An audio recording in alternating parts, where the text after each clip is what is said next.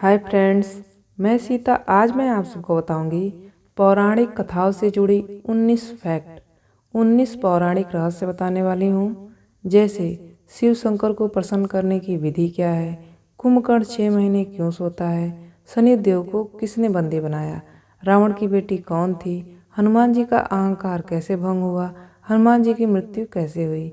इसी तरह के 19 फैक्ट बताऊंगी, तो ध्यान से सुनिएगा। इस वीडियो को लास्ट तक देखिएगा, तभी सही जानकारी आपको मिल पाएगी। तो चलिए शुरू करते हैं। ब्रह्मा जी ने बताई महादेव शिव शंकर को प्रसन्न करने की विधि। एक बार 89,000 ऋषियों ने परमपिता ब्रह्मा जी से महादेव को प्रसन्न करने की विधि के बारे में पूछा। इस पर ब्रह्मा जी ने बताया कि महादेव 100 कमल चढ़ाने से जितना प्रसन्न होते हैं, उतना ही एक नील कमल चढ़ाने से प्रसन्न होते हैं। ऐसे ही 1000 नील कमल के बराबर एक बेलपत्र है, और 1000 बेलपत्र चढ़ाने के फल के बराबर एक समी पत्र चढ़ाने का महत्व होता है। कुंभकर्ण 6 महीने क्यों सोता है?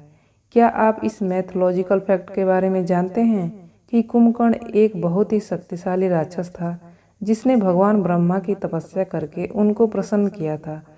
इस पर ब्रह्मा जी ने उसे कहा कि मांगो, क्या वरदान मांगना चाहते हो। तब कुंभकर्ण ब्रह्मा जी से वरदान में सिंह इंद्रासन मांगना चाहता था, लेकिन उसके मुख से इंद्रासन की जगह निद्रासन निकल गया। कहा जाता है कि उस समय माता सरस्वती स्वर्ग को राक्षसों से बचाने के लिए कुंभकर्ण के मुख में विराजमान हो गई थी। इस प्रकार कुंभकर्ण का वरदान उसके शाप में बदल गया। शनिदेव को किसने बंदी बनाया? क्या आप इस मैथोलॉजिकल फैक्ट के बारे में जानते हैं कि मेघनाद के जन्म के समय रावण ने सभी ग्रहों को अपनी कक्षा से निकलकर 11वीं कक्षा में रहने को कहा था। कहा जाता है कि किसी की कुंडली में ऐसा होने पर जिसके जीवन में धन और इच्छा पूर्ति होती है, उनकी सभी इच्छा पूर्ति होती है। लेकिन शनिदेव ने ऐसा नहीं किया था। वे 11वीं की जगह 12वीं कक्षा में चले गए थे, जिसके कारण रावण उनसे युद्ध करने चला गया। कहा जाता है कि रावण ने शनिदेव को हराकर बंदी बना लिया था। एक बार रावण की बात न मानने के कारण उसने शनिदेव को युद्ध में हराकर लंका में ही बंदी बना लिया था।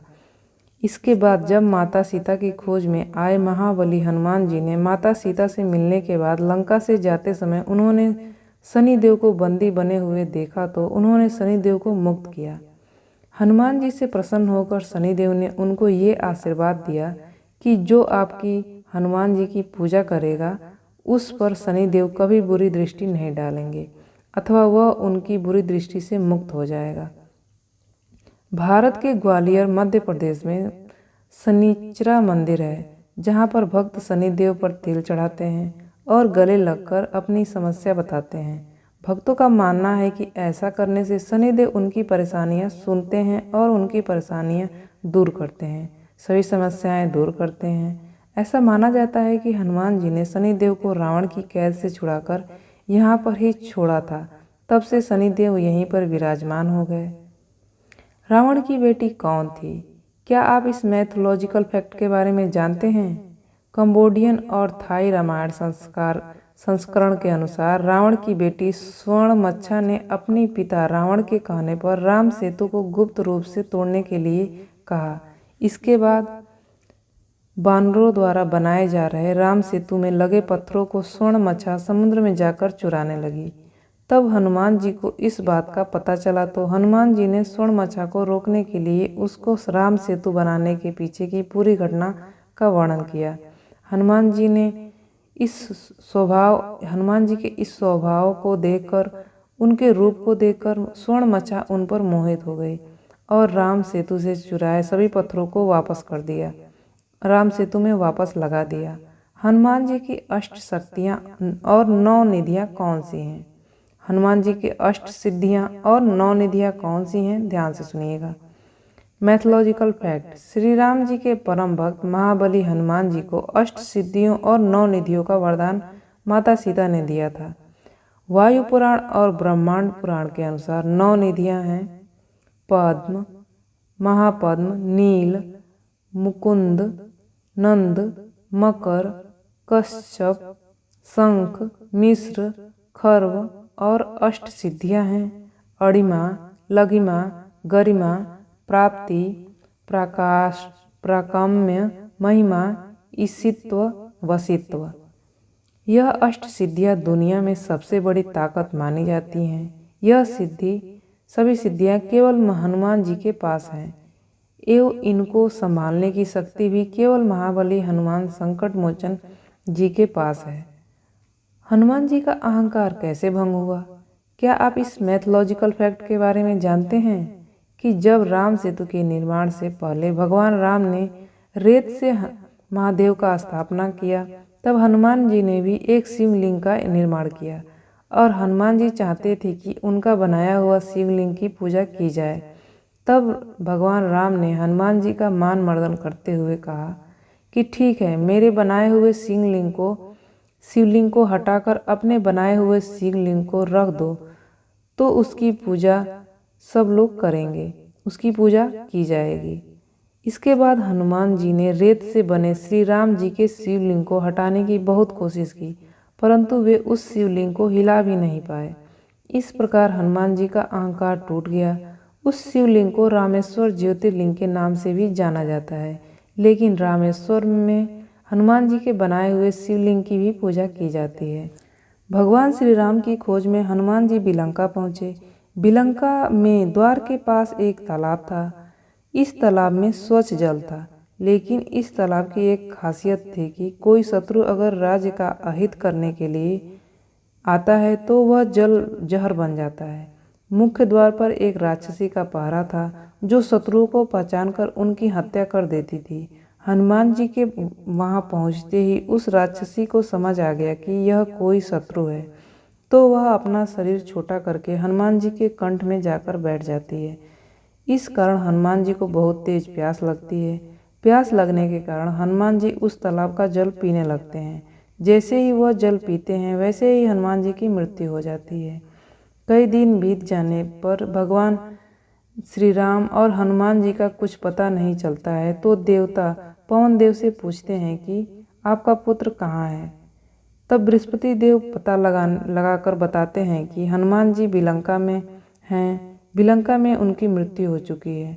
इसके बाद सभी देवतागण हनुमान जी को संजीवनी और अमृत के द्वारा जीवित करते हैं। हनुमान जी 6 महीने के बाद मृत्यु की गोद से वापस आ जाते हैं। हिंदू धर्म में कितने देवता होते हैं, ये फैक्ट मैं आपको बताने वाली हूँ।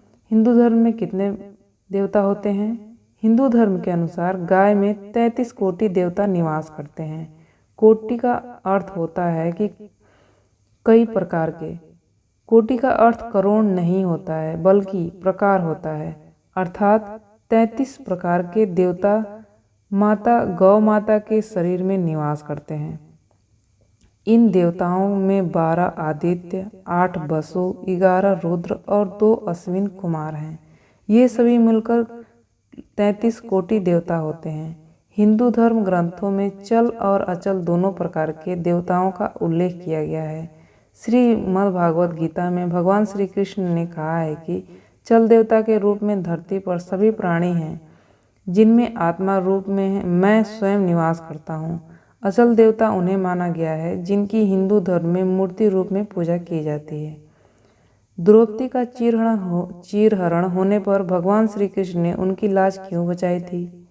मैथोलॉजिकल फैक्ट, ये तो आप सभी को पता होगा कि द्रौपदी का जब सभी भरी सभा में चीरहरण हुआ था, तब उस सभा में कोई भी नहीं था जो उसकी रक्षा कर सके। उसकी रक्षा करने वाला, यहाँ तक कि द्रौपदी के 5 पतियों में से भी कोई उनकी रक्षा नहीं किया। उनकी रक्षा नहीं की, तब उन्होंने भगवान श्री कृष्ण को पुकारा और उन्होंने उनकी लाज बचाई। लेकिन इस घटना के पीछे द्रौपदी के कर्मों का फल था, जिसकी वजह से भगवान श्री कृष्ण ने द्रौपदी की लाज बचाई। लेकिन क्या आप इस मैथोलॉजिकल फैक्ट के बारे में जानते हैं कि महाभारत के अनुसार जब युधिष्ठिर ने राजसूयश यज्ञ किया था, तब महाराज युधिष्ठिर ने श्री कृष्ण को प्रथम अर्घ्य दिया, जिससे शिशुपाल क्रोधित हो गया और श्री कृष्ण को गालियां देने लगा, जिससे क्रोधित होकर भगवान श्री कृष्ण ने अपने सुदर्शन चक्र से शिशुपाल का सिर काट दिया था, जिससे उनकी उंगली कट गई थी। उनकी उंगली से रक्त निकलता देखकर द्रौपदी ने अपनी साड़ी का टुकड़ा फाड़कर भगवान की उंगली पे पट्टी बांधी थी। जिसके फलस्वरूप भगवान ने द्रौपदी के चीरहरण के समय उनकी साड़ी चीर को बढ़ा दिया और द्रौपदी की लाज बचाई। इसके अलावा द्रौपदी का एक कर्म पिछले जन्म का भी था, जिसके बारे में शायद ही आपको पता होगा। एक बार की बात है कि द्रौपदी के किसी पिछले जन्म में एक नदी में एक संत स्नान कर रहे थे। स्नान करते समय उनकी लंगोट खुलकर बह जाती है। संत बहुत ही लज्जित अवस्था में नदी के अंदर ही खड़े रहते हैं, लेकिन नदी के बाहर नहीं निकल रहे होते हैं। यह देखकर द्रौपदी ने उनके पास जाकर उनको नमन करती है और संत से उनके नदी से बाहर न निकलने का कारण पूछती है। तब संत सारी बात बताते हैं। इस पर द्रौपदी अपनी साड़ी का एक टुकड़ा फाड़कर संत को दे देती है, जिसे पहनकर संत नदी से बाहर निकल आते हैं। इसके बाद संत जी द्रौपदी को आशीर्वाद देते हैं कि आज से तुमने मेरी लाज बचाई। आज तो तुमने मेरी लाज बचाई, जैसे मेरी लाज बचाई भगवान तुम्हारी लाज वैसे ही बचाएंगे। इसी कर्म के कारण भगवान श्री कृष्ण ने द्रौपदी की लाज बचाई थी।